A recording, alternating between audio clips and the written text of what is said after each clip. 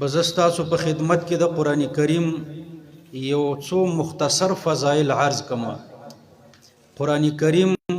دا د رسول الله صلی الله علیه وسلم معجزه ده او په معجزو کې فرقي، بعضی معجزې عملی وي او بعضی معجزې علمی وي. د نورو پیغمبرانو سره علمی معجزې نه وي بلکې دا هوی معجزې عملی معجزې وي. د ابراهیم علیه السلام او د موسی علیه السلام او د عیسی علیه السلام او د صالح علیه السلام،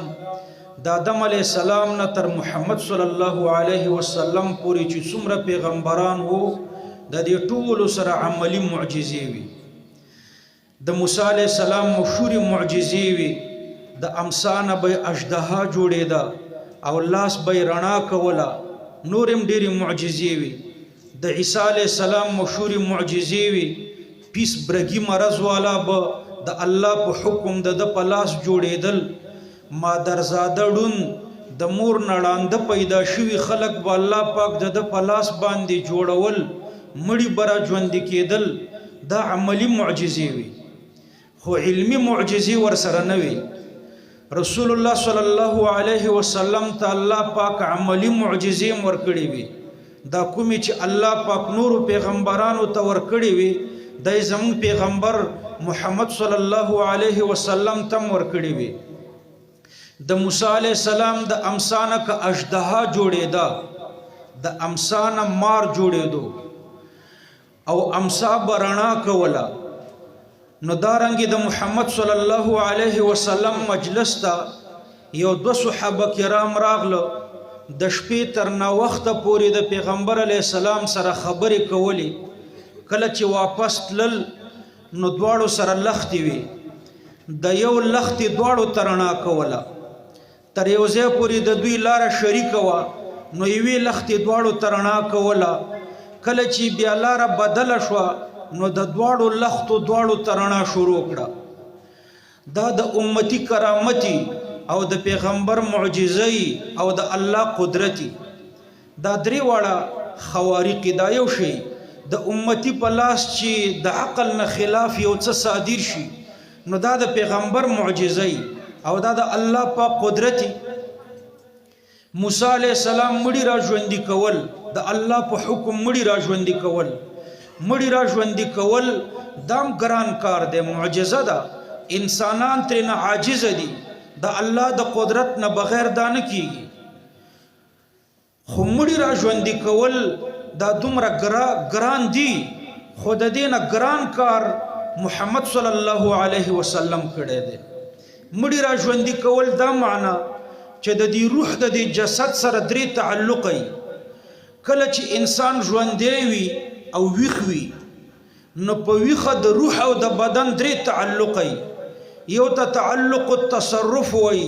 یو ته تعلق التدبیر وي، دریم ته تعلق الحیات وي. تعلق التصرف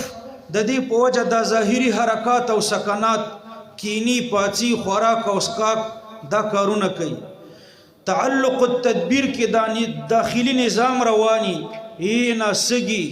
وینا، زړه د خپل حرکات کوي، ته ور باندې پوهم نه، خو داخل کې یو لویه مشندري ده او هغه په خپل نظام روانه ده. دا د روح د تعلق په وجه تعلق التدبیر دی. او دریم تعلق الحیات دی. نو چې انسان ویښ وي او ژوندی وي نو دا درې وړه تعلق برحال وي. او چې کله ویده شي نو یو تعلق کټ شي، دا تعلق التصرف کټ شي، او دا دوه تعلق بیا هم پاتې وي. تعلق التدبیر په وجه دا داخلي نظام رواني، انسان ویده دی خو داخلي نظام روان دی. او تعلق الحیات هم پاتې وي، دا دوه تعلق په خوب کې پاتې. او چې کله مړ شي نو بیا دا دوه تعلق کټ شي، تعلق التصرف او تعلق التدبیر دواړه کټ شي.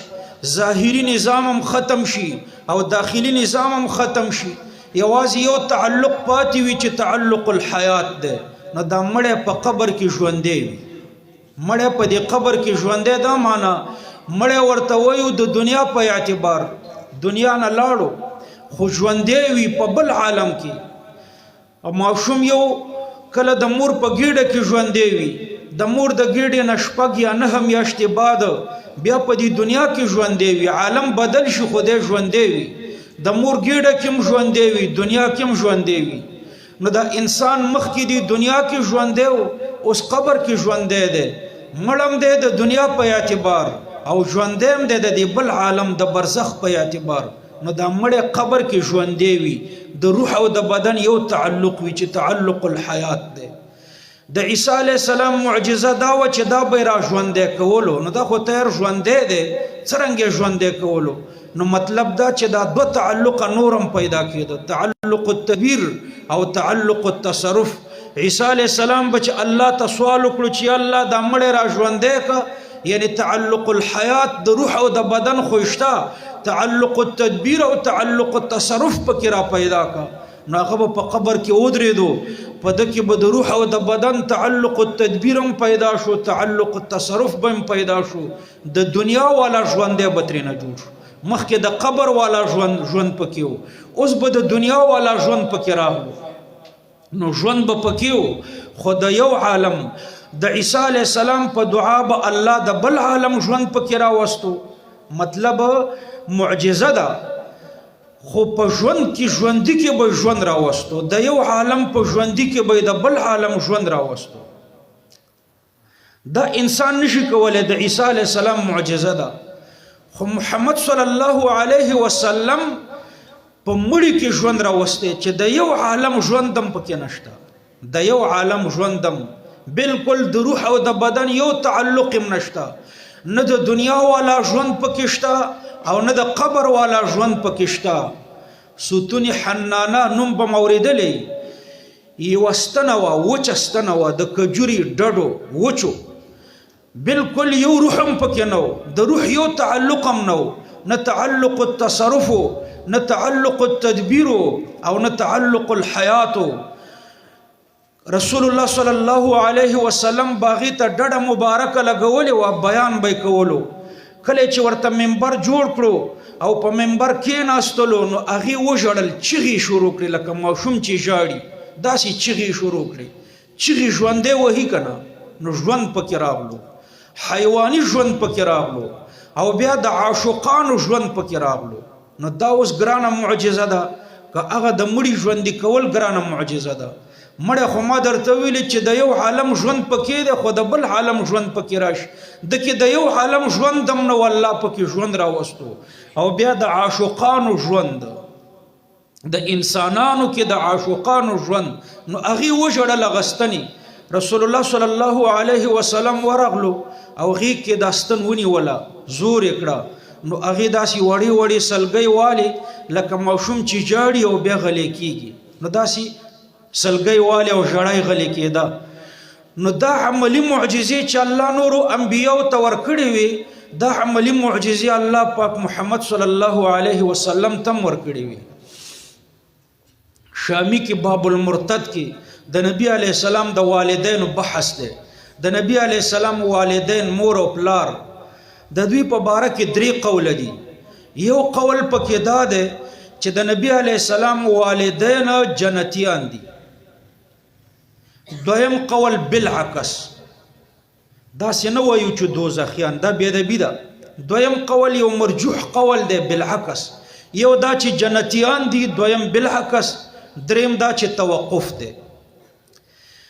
بعض علما وایي دا د توقف والا قول راجح دی چې هیڅ مه وایه،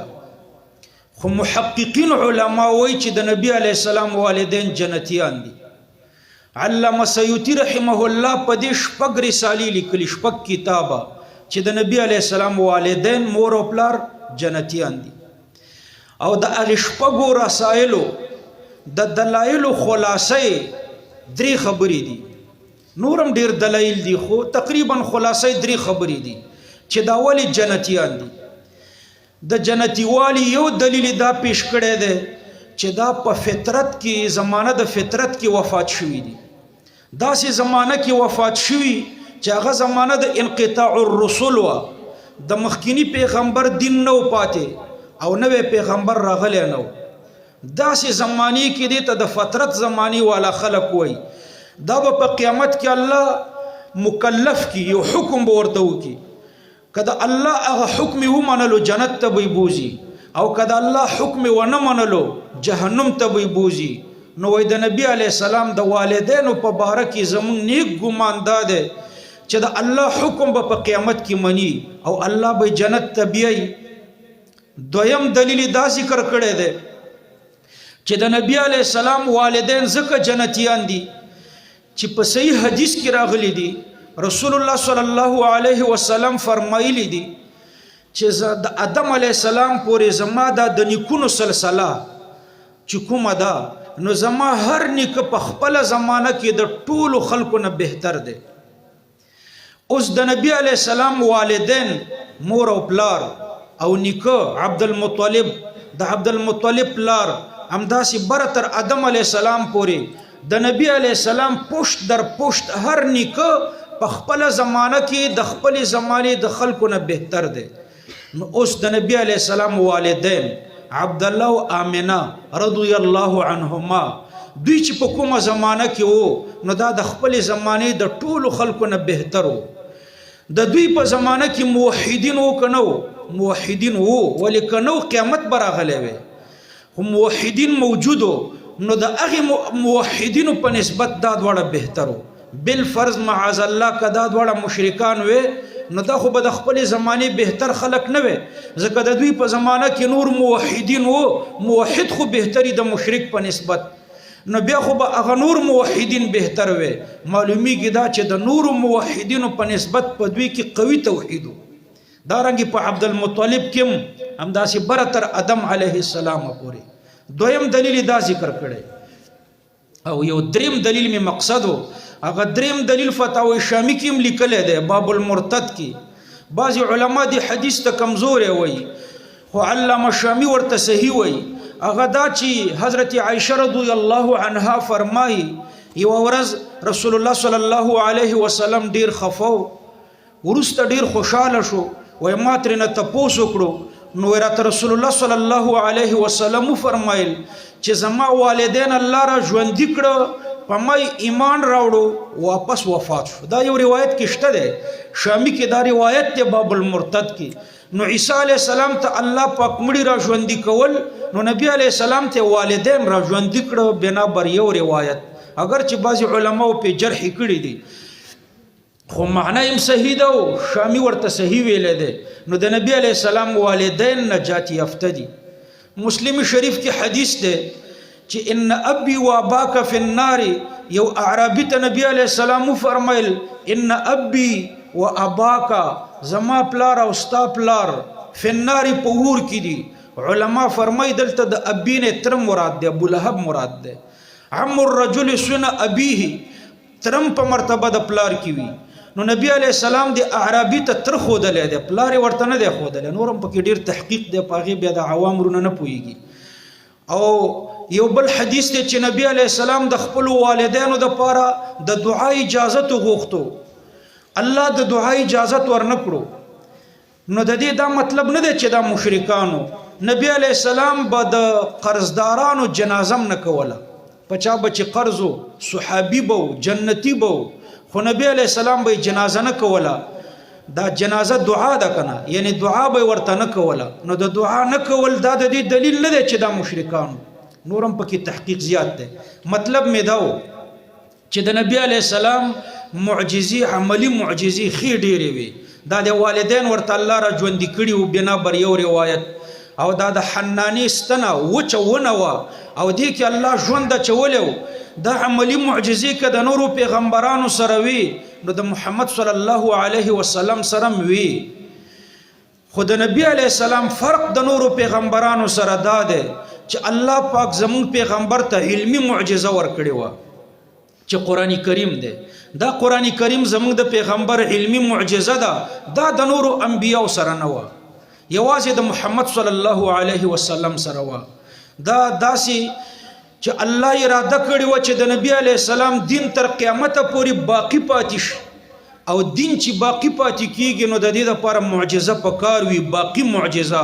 او باقی معجزه هغه علمی وی عملی نه نو الله محمد صلی الله علیه وسلم ته داسې معجزه ورکړه چې تر قیامت پورې باقی وي چې هغه قرآن کریم دی که تاسو په هر مجلس کې غواړئ چې د خپل پیغمبر معجزه وښایئ نو قرآن ښودی شئ الله پاک قرآن کریم کې دنیا ته چیلنج ورکړو چې د دې قرآن په شان کتاب جوړ کړئ بیا چې کله د قرآن په شان کتاب دنیا جوړ نه کړی شو به د لسو سورتونو چیلنج ورکړو بعشر سور مفتریات مثله چې د قرآن د لسو سورتونو په شان لس سورته جوړ کړي خو چې دی مو نه کړی شو نو به چیلنج ورکړو چې د یو وړوکي سورت په شان سورت جوړ کړي بسورة من مثله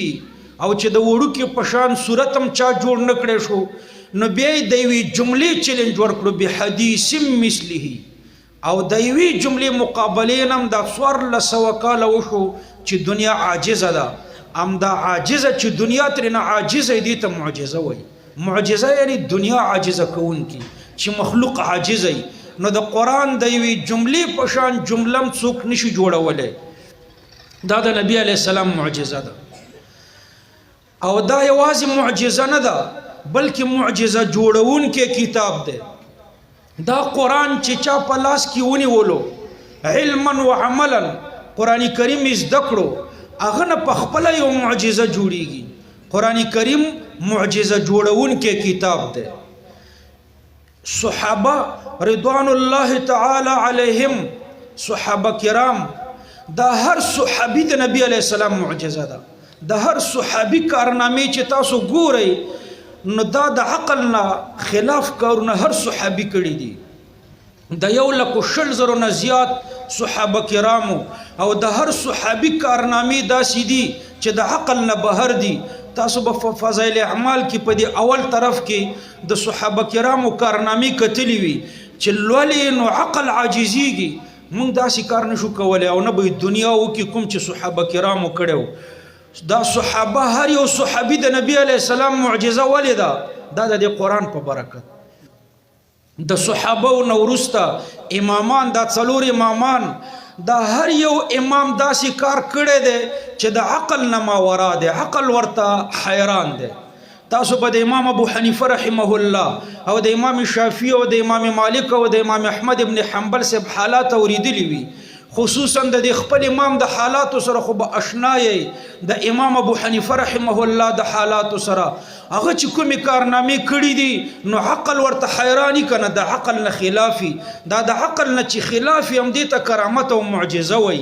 دا د امام صاحب کرامت او د محمد صلی الله علیه وسلم معجزه وي د امام صاحب حالات موریدلی کنه د امام صاحب په حالاتو کې دا دي چې 40 کاله او د صحیح روایت مطابق 10 کاله 10 کاله د ماخستن په اودس د سحر المنځ کړی دی او بیا یوازې داسې نه وه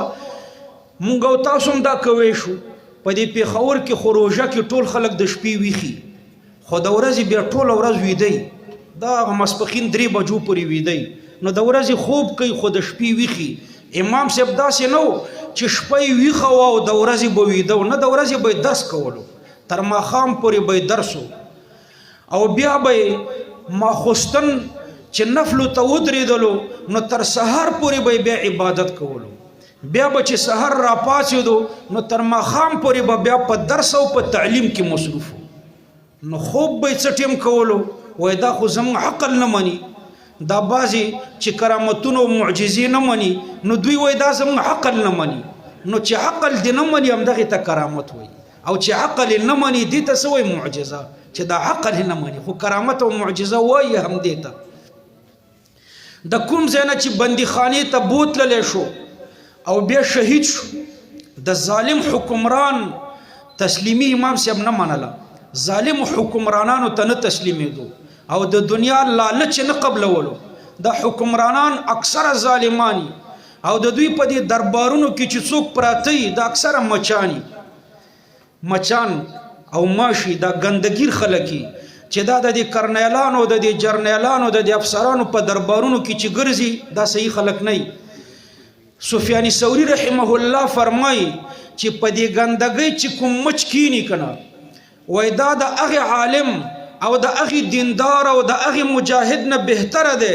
چې هغه د دې افسرانو د دې کرنالانو د دې مالدارانو دربارونو کې پروت دي هغه مچ چې په ګندګۍ پروت وي دا د هغې نه هم بهتره دی او د دې روح المعانی د دې آیات لاندې چې لا ترکنوا الى الذين ظلموا فتمسكم النار د دې لاندې روح المعانی لیکلي د سفیان ثوری رحمه الله قول را نقل کړی دی سفیان ثوری رحمه الله فرمایي یو کس ورته راغلو ورته وایي چې زه خو د دې ظالمانو سره همکار نه یم زه درځیم او زه جامې ګنډم خو کله کله دا ظالمان هم ما ته جامې راوړي او د دوی جامې هم زه ګنډم نو زه په دې آیات کې راځم که نه چې لا ترکنو الی الذین ظلموا ظالمانو طرف ته مه مایله کیږئ نو زه خو درځیم ظالمانو ته جامې ګنډم چې ما ته راوړي نو زه د دې آیات لاندې راځم که نه راځم نو سفیان ثوری ورته فرمایي روح المعانی کې دلته لیکلي چې نه ته په ظالمانو کې دې آیات کې خو الله ویلي چې ظالمانو ته مایل کېږه ما ته عین ظالمې په تا چې چا ستن او تار خرڅ کړی دی هغه د دې آیات مصداق دی هغه کس چې ستن او تار په تا خرڅوي او ته بیا دې ظالمانو ته جامې ګنډې نو ته خو په ظالمانو کې خو چې تار او ستن په تا خرڅوي هغه د دې آیات مصداق دی هغه ظالمانو ته مایل دی نو دومره هم ظالمانو ته میلان نه دی پکار امام ابو حنیفه کلک دریځ والا و د مرګ نه نه ویرېدو بندیخانې نه نه ویرېدو داسې نه و چې زما او ستا په شان غریب و د ژوند نه هم تنګ و د امام صاحب کمپنیانې وي تجارتي مالونه داسې دوکانې نه و چې د کپړو یو معمولي دوکان و او یو اتیا اوښانو باندې به د کپړې بار وي یو ملک ته بتلې سپلایانې کولې ملکونو ته غټ تجارو او څلوېښتو علماو ته د جیب نه تنخواه ورکوله د کوفې ټولو یتیمانو خرچه برداشت کوله په خپله زمانه کې د ټولو نه مالدار ترین کسو خو بیا هم ګوره په ژوند مین نه و بندیخانې ته تلو راتلو بندیخانې ته به په څه جرم تلو ما ورته درخواست ورکو د هغې عهدې دپاره امام صاحب هغه عهده نه قبلوله امام ابو حنیفه رحمه الله ته قاضي القضات دی دلته ورته څه وایي د ټولو ججانو مشر چې ورته وایي چیف جسټس دی که څه بلا ده دا خو د یو ملک یوازې د پاکستان چیف جسټس نه د ټول اسلامي خطې دا بونډریانې نه دي دا په اسلام کې نشته ګوره چې دا پاکستان دی او دا افغانستان دی او دا بنگلادیش دی او دا مصر دی دا بونډریانې انګریزانو جوړې کړي دي د افغانستان او د پاکستان بونډرۍ ته ډیورنګ وایي دا د انګریز نوم دی دا یو انګریز دا خط جوړ کړی دی ټول مسلمان یو وجود دی هغه که په امریکا کې وي که برطانیه کې وي او که په سعودي کې وي او که په پاکستان کې وي او که په افغانستان کې وي دا یو بلاک دی یو وجود دی او کافر زموږ دشمن دی هغه که زما ورور وي او مسلمان می ورور دی هغه که هر څوک وي ولو که انګریز وي دا بونډریان اسلام کې نشته مطلب مې دا و چې دا ټول ملکونه یو اسلامي ملک وګوره یو خلافت و بغداد کې و خلیفۃ المسلمین به په بغداد کې او دا تر کراچۍ پورې به دا اسلامي خطه دا کنټرولوله نو لوی اسلامي ملکونه او داسې وړوکی ملک نه و چې یوازې پاکستان چیف جسټس ته جوړولو بلکې د ټول خلافت قاضي القضات د انګریزي اصطلاح ده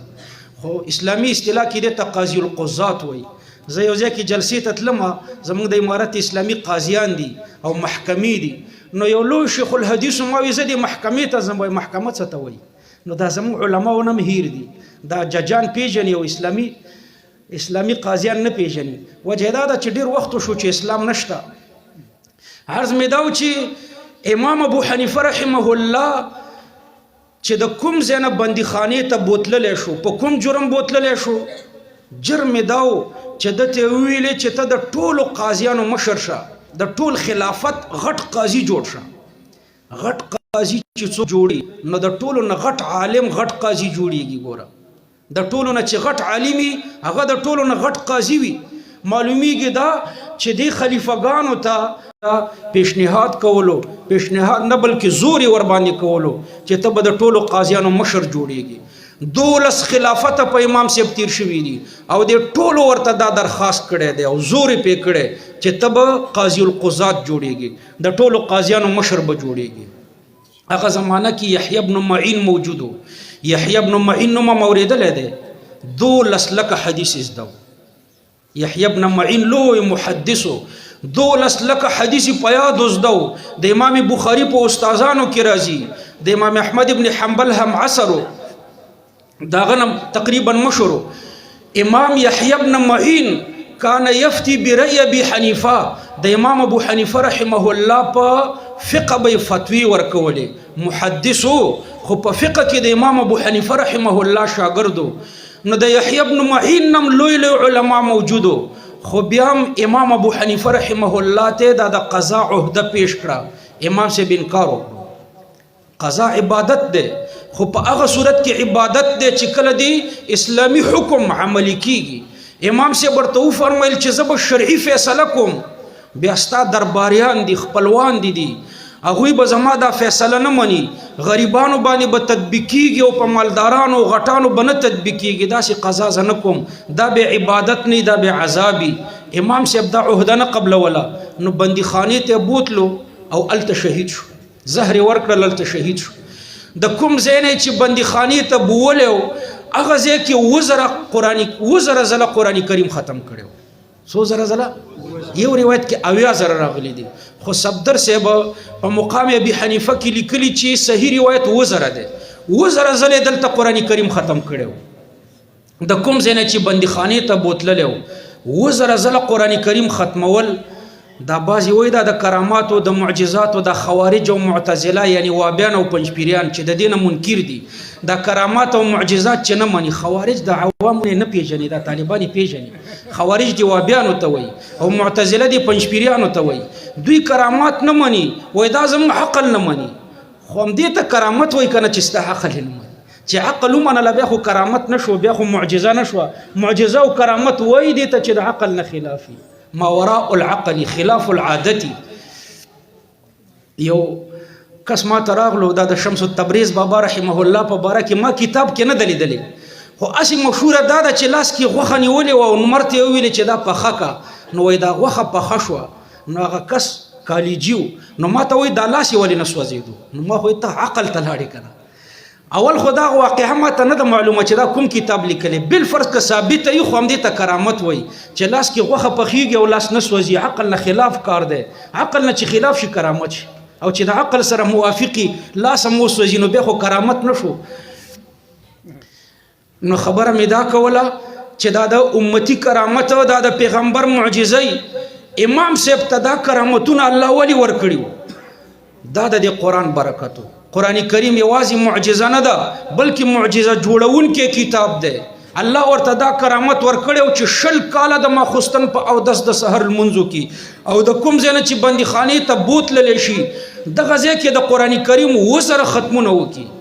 او بیا یې د فقه تدوین هم وکړي 12 لکه او 90 زره مسایل هم د امت ته ولیکي 12 لکه دا کرامت دی یو ورځ اخیری واقعه درته ذکر کوم یو ورځ امام احمد ابن حنبل رحمه الله دا د امام شافعي صاحب شاګرد دی نو امام شافعي رحمه الله ورته خط ولیکلو امام احمد صاحب حجاز کې اوسېدو دا د نجد طرف ته او امام شافعي صاحب مصر کې پاتې کېدو نو خط ورته ولیکلو چې زما ډېر یادېږي استاد چې شاګرد ته ووایي چې زما ډېر یادېږي نو دا ډېره غټه خبره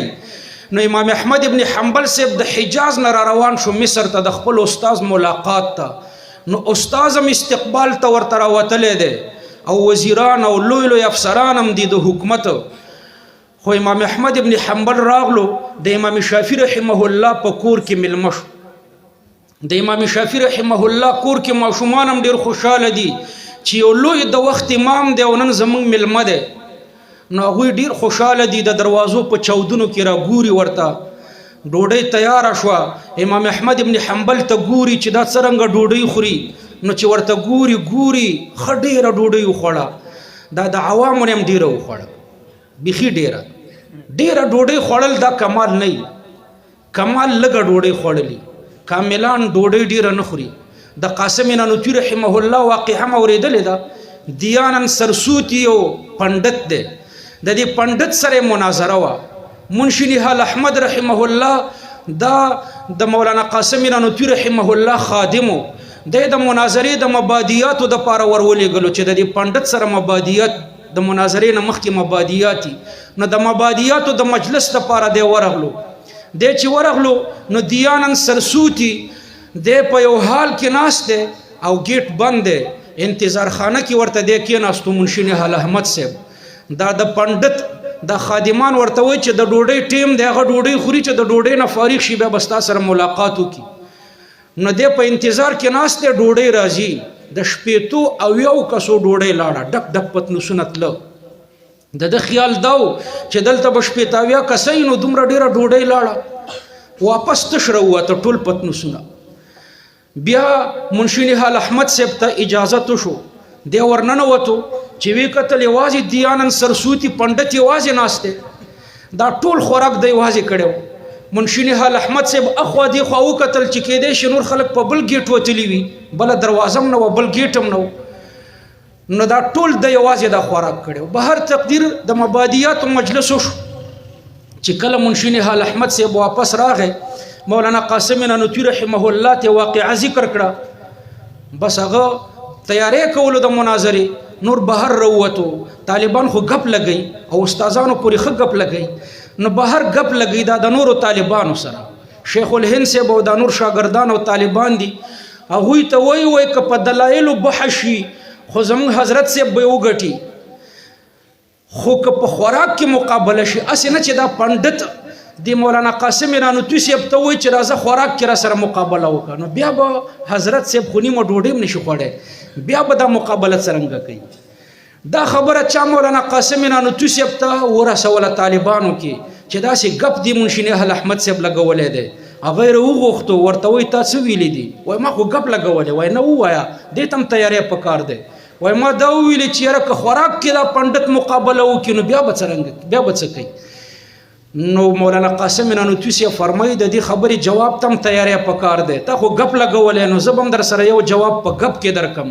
هغه دا چې ټولې مقابلې خو به تاسو بیا په ما نه کوئ نو دا د خوراک مقابلې به تاسو ورمخکې کوم طالبان د خوراک ورسره په خوراک کې مقابله وکړي او تحقیقي جواب دا دی چې زه به بیا دې پنډت ته وایم چې خوراک خو طبیعي مسله ده میخه خوراک کوي که نه څه کمال خو نشته د ټولو نه زیات خوراک پیل کوي خو څه کمال خو پکې نشته طبیعي خوراک کوي کمال نه دی طبیعت د انسان دا دی چې خوراک به کوي طبیعت د حیوان دا دی چې خوراک به کوي کمال خلاف الطبیعت کارونو ته وایي د طبیعت نه خلاف کارونو ته کمال وایي نو کمال ولګه ده کمال لږ خوراک دی نو وایي زه به بیا دې پنډت ته وایم چې په کمال کې را سره مقابله وکړه یو کمره کې به دواړه ځان بند کړو شپږ میاشتې به بند یو بیا به راووځو چې ته ژوندی پاتې که زه ژوندی پاتې دا په خپل کرامت مطمئن و کله ولی په خپل کرامت مطمئني سلیمان علیه السلام هغه وزیر په خپل کرامت مطمئن و کرامت په اختیار کې نه خو کله ولی ور باندې مطمئني نو ور باندې مطمئن چې الله پاک ما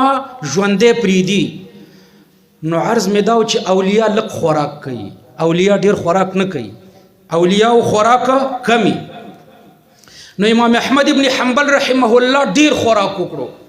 د امام شافعي رحمه الله په کور کې په دې خو پوه شوئ یو دوه واقعي به نور هم درته ذکر کړم امام بخاري چې تاسو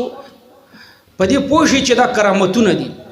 امام بخاري رحمه الله صائم الدهر ټول عمر روژه و هره ورځ روژه و ایام منهیو کې روژه نه نیوله دا د اختر په ورځو کې نورې هره ورځ روژه نیوله او هر روژه ماتي کې قرآن ختمولو دا کرامت دی کنه مولانا عبدالقدوس گنگوهی رحمه الله ټول عمر روژه او روژه ماتي کې 2 بادامه خوړل کشف الباری کې دا واقعه وګوره نو عرض مې دا چې دا کرامتونه دي اولیاء خوراک کم کوي خوراک کول طبیعي مسله ده نه خوراک دا کمال دی زمونږ په وس کې نه ده موږ د کرامت د الله چې چاته ورکړي هسې نه چې ته ځان په ولږه کې کښېنې چې الله درته طاقت نه درکړی نه شي کولی شیخ عبدالقادر جیلانی رحمه الله نوم خو مې اورېدلی دی پیرانو پیر رحمه الله د ده په خانقاه کې به په زرګونو مریدانو او لنګر به روانو غوښې وي پلونه و ډوډۍ وي دی خبر نه و چې په دې لنګر کې څه دي یو ورځ راغلو چې وی کتل په لنګر کې هر قسم خوراک دی د دنیا هر نعمت شته نو چې سوچ وکړو خپل ځان باندې دا نورم قیاس کړو وای د نبی علی السلام خوراک خدا سينو اخو به وربشو خوړي او د کله به دوه کجوري خوړي د اوبو سره به د وربشو ډوډۍ خوړه هغه ته خو دومره پلوونه او غوښې او نعمتونه نو دا ټول بند کړي. موږ د نبی علی السلام په نقش قدم زو، خپل طاقت خپل ځان کې طاقت لیدو نو خیال دا شو چې په دې نورو مریدانو کې بم دا طاقت وي، نو هر څه بند شو. نو چې بند شو 2-3 ورځې بعد خانقاه کې ذکر نشته، فریاد دی، څوک د ګیډې نه فریاد کوي، څوک د دماغو نه فریاد کوي، څوک بیماران دي وای دا وربشو څوک خوړی شي هر ورځ یې تخوره. نو چې راغله وای دا ولې خانقاه کې ذکر بند دی؟ وای دا وجه دا ده چې خوراک بند دی کنه، دا وربشو خو دوی خوري او د دې وربشو بس دغه نتیجه شو چې دا ټول بیماران دي. نو توبه یې ویسته، وای چې ما خو په نبی علیه السلام باندې او په ځان باندې تاسو قیاس کړي، وای د نبی علیه السلام طاقت خو په مونږ کې نشته، د اولیاء طاقت خو په هر چا کې نه، نو ما په دوی کې هم دا طاقت لیدو. نو بیا یې وای دا لنګر بیا شروع کړي، بیا چې لنګر شروع کړي نو بیا هم ذکرونه شروع شو. مطلب دا چې هر چا ته دا طاقت الله نه ورکړي، اولیاء سره دا طاقت وي. امام احمد ابن حنبل صاحب دا ډوډۍ ډیره زیاته وخوړه، چې زیاته یې وخوړه د امام شافعي صاحب ماشومان حیران شو چې د الله ولی او د وخت امام او دومره ډیره ډوډۍ خوري. نو امام شافعي چې کور ته لاړو غلی ګیلای ورته وکړه چې تا ویلې چې زمونږ ملمه امام دی او هغه دومره ډیره ډوډۍ وخوړه. هغه دا ګیله پټه کړه، ځکه کوربه به څه ملمه ته وایي چې ډوډۍ دې لږه وخوړه یا دې ډیره وخوړه. نو بیا ماخوستن جمع ته لاړه چې واپس راتله بسترې ورته تیاره کړې وه د امام شافعي صاحب ماشومانو، او لوټه او کوزه او اوبه یې ورته ایښې وې چې دی به تهجد کوي. شپه تېره شوه، سحر جمع ته لاړه، د امام شافعي ماشومان راغله چې بستره راغونډه کړي چې ګوري لوټه د اوبو نه همغسې ډکه پرته ده. نور هم تعجب زیات شو چې دا تهجد هم نه دي کړي، دا وخت امام دی او تهجد هم نه دي کړي. امام شافعي صاحب ته نور هم ګیله وکړه چې دا شاګرد خو د تهجد هم دي کړي او ته وایې چې دا د وخت امام دی. امام شافعي صاحب هم نور صبر ونه شو، ورته وایم دا ګیلې دي او ګیلې دي، نو استاد خو شاګرد ته حکم هم کوي لږ بې تکلفه سره، نو ورته وایي چې یو ګیله راته ماشومانو دا وکړه چې خوراک یې ډېر وکړو. دویمه دا چې تهجد دې ونه کړه، نو دا تهجد دا تغییر در کې کله راغلی دی؟ امام احمد ورته فرمایي چې وجه دا وه، زه درته واقعه ذکر کړم چې کله راغلم او ستا ډوډۍ ته کېناستم، داسې حلاله ډوډۍ ما په ټول ژوند کې نه وه کتلې لکه ستا په دسترخوان چې کومه سې وه. نو ما ویلې چې بیا به داسې حلاله ډوډۍ یا میلاویږي یا نه، نو ښه ډېره مې وخوړه. او د هغې مې 2 برکته ولیدل، د حلالې ډوډۍ 2 برکته، یو علمي بل عملي. عملي برکت دا و چې نن شپه ما خوب نه دی کړی، او علمي دا و چې نن شپه ما د قرآن او د حدیث نه د دې امت دپاره 100 مسایل مستنبط کړم. 100 مسایل نن شپه ما خوب نه دی کړی، مسایلو استنباط کې لګیا وم، نو د قرآن او د حدیث نه مې 100 مسایل مستنبط کړم. پوه شو؟ فقه د قرآن او د حدیث نه مستنبطه ده، څه جدا شی نه دی.